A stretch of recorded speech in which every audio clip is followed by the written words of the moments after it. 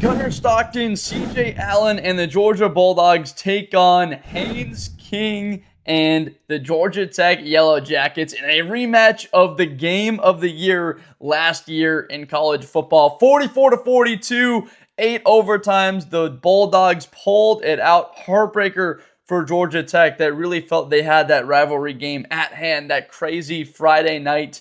This game this year is at Mercedes-Benz Stadium. Now, it's a little bit different of a venue, playing there instead of at Georgia between the hedges and taking them down the wire. Remember, if Georgia would have lost that game, they potentially lose the SEC title game to Texas. They would have been eliminated. That three-loss team most likely would not have been in the college football playoff. There is an avenue, though, where they potentially would have been in there. It is going to be a great game. We know that Georgia Tech loves to run the football. Haynes King, this man is a warrior. Kirby Smart darned him a warrior after the end of the game last year, and well, who are we to argue with it? Last year, 110 yards, 3 touchdowns on 24 carries. That's like his stat line every single week. Haynes King puts the Yellow Jackets on his back, and he's just consistently pouring his heart and soul onto the field. You would imagine that in this game, it's looking like 19 carries, 86 yards, and a touchdown. Last year, Georgia Tech ran the heck out of the football in Georgia. Well, they got down by a big margin. They were down 17-0 at the half. Stormed back in that fourth quarter. They had that fumble, if you remember, late to then go and tie the game. And Georgia Tech had like 3, might have been 4 opportunities to win that game in overtime and weren't able to do it. Carson Beck, 5 total touchdowns on the day. But as we all remember how it ended, him getting hurt in the SEC title game, Gunnar Stockton coming in. And the way Gunnar Stockton has played this year, firmly putting himself into the conversation for the Heisman Trophy. And he's got the opportunity,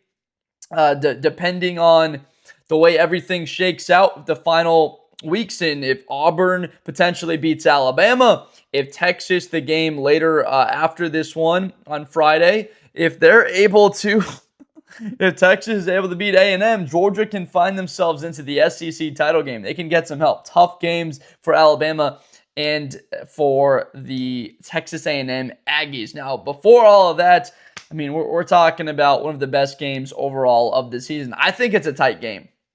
Got to be honest. Georgia Tech, rivalry game. You throw out the records, even though these teams have great records, ranked teams. Last season, Georgia Tech had Eric Singleton. This year, they've got a little bit more of a balanced wide receiving core with Rutherford, Eric Rivers. Against Boston College, those guys both went off, both went for 120 yards. This is a team that can throw the football down the field. Haynes King has proved that he can do it all with his legs, but also that game against Boston College, 370 yards. I know it was a lot uglier than Tech fans would want. The defense didn't play at all towards their standard, giving up 7 yards a carry, 2 touchdowns through the air. This Georgia Tech team can match the physicality of Georgia. I have no doubt about that.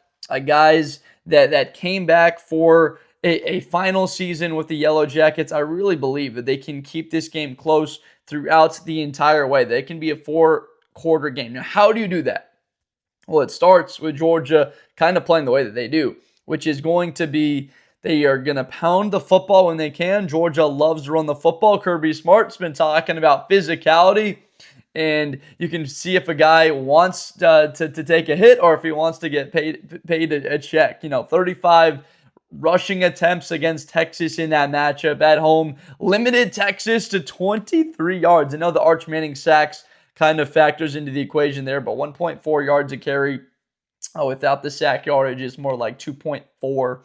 But this is a Georgia team that's been told they're not Georgia. This isn't Georgia. They're not as physical. They don't have Mykel Williams and Jalen Walker. They don't have monsters up there up front like Jordan Davis and Jalen Carter anymore. But this defense is built in the middle. You've got monsters like CJ Allen. You got a guy like Dalen Everett, who's one of the better defensive backs in the Southeast Conference. I mean, this team has been playing their best defense later on in the season. I know the game against Ole Miss, is going to get a lot of slack and continue to people argue against that and Georgia not being a national title contender, I say they got the stops when necessary. And Gunnar Stockton showed his true Heisman potential medal. Of course, there's KJ Bolden here. There's a Georgia identity that's formed this year. You cannot kill the Dogs. Kirby Smart's team plays for him. They play aggressive. They're confident no matter what the score is, no matter how much time, whether they're ahead, behind. Remember in that game last year, it's almost like from that game, it sort of set the tone for Georgia leading into the SEC title game, into the playoff against Notre Dame, and then throughout this whole year, looking at games like Ole Miss, Alabama, Florida, where they're behind in those games. Even against Texas, they got down 3-0, and they haven't been a fast-starting team. I really believe that it's got to happen in this game. At some point, you're going to have an ability to start fast. You get to the college football playoff, you can't be getting down 10-0 or trailing 20-13 in the third quarter against some of these teams. Some of their offenses are just too good if you run into a team like A&M potentially in the playoff, or Ohio State or Indiana. In all likelihood, you're going to have to beat potentially two of those three teams to win a national championship this year. If you're anybody, you're going to have to beat those squads.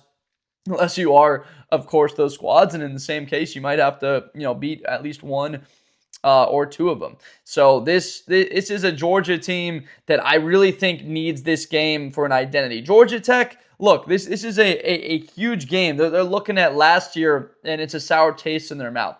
Brent Key has every single reason to go out there and deliver a performance here. This Yellow Jackets team has been tough throughout the entire season. They're quarterback-driven, quarterback-led. It's an incredible thing when you have a quarterback that it's a true leader and can essentially, and both teams are the exact same way, where they wear the entire sort of colors of the program on their back. And that's what the whole program is about. And it's exemplified through the way that quarterback plays. Gunnar Stockton, it's all through him.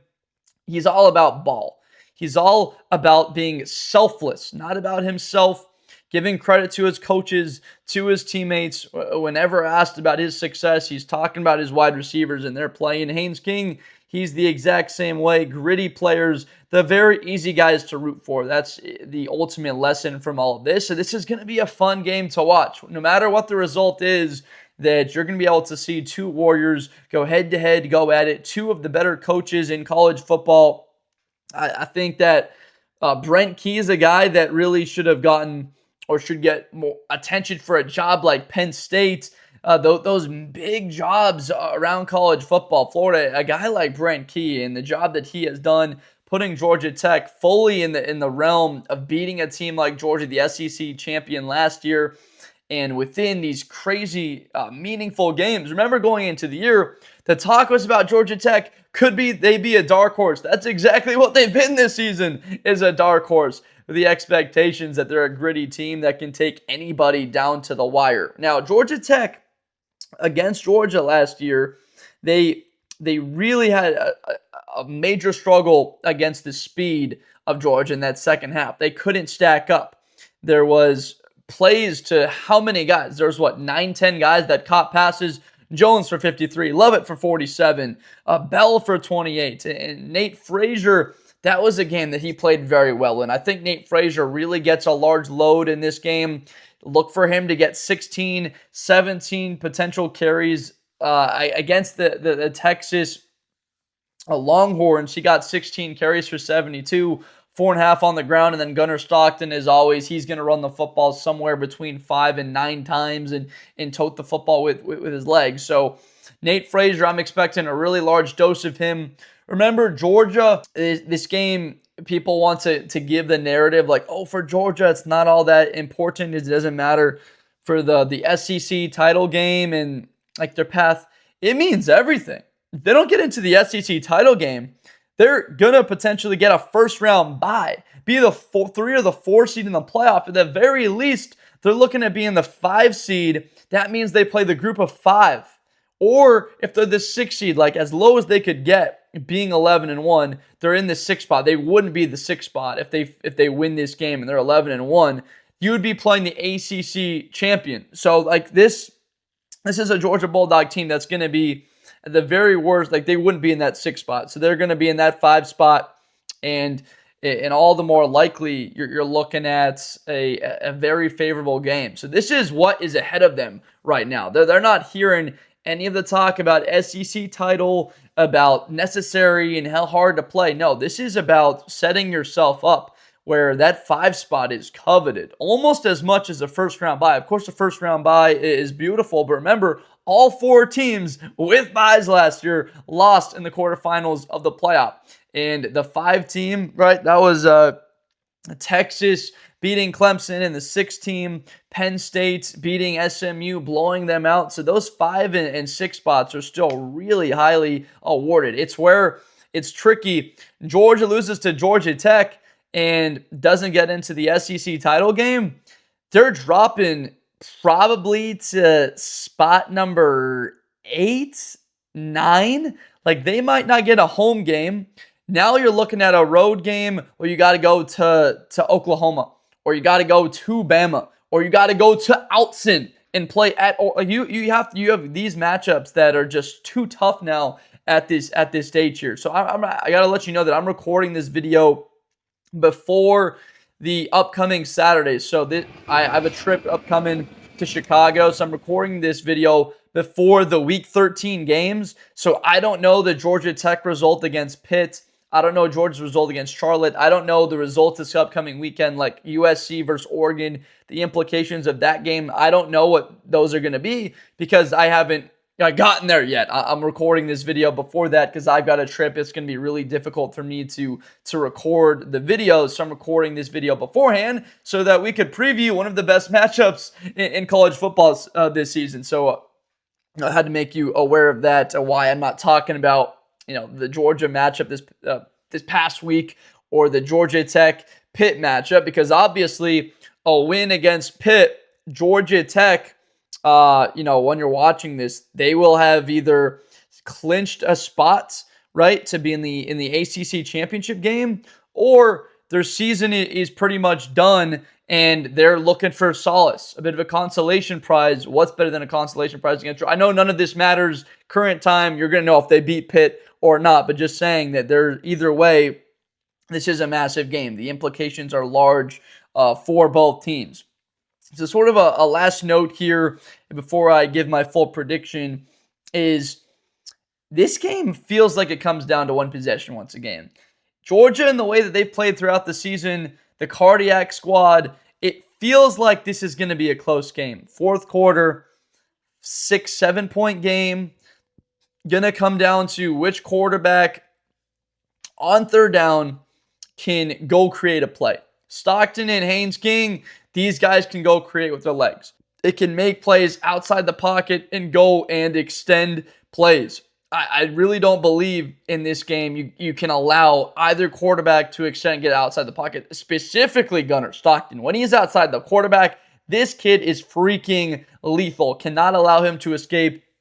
The onus needs to be on keeping him between the tackles, not allowing him to get outside there and extend and do all of that magic that he's capable of coming up with. He's truly been deadly throughout the entire season. And so I'm feeling that it comes down to third quarter, a potential turnover in the third that sets up to be a tight finish here in the fourth. I'm going to go with the Georgia Bulldogs winning this game 27-23. Georgia Tech with the ball at the end, a chance to win and not able to pull it off. So I'm going to go with Georgia being able to pull out this win at Mercedes-Benz Stadium. Remember, again, they could be playing here the exact following week on that next Saturday in the SEC title game.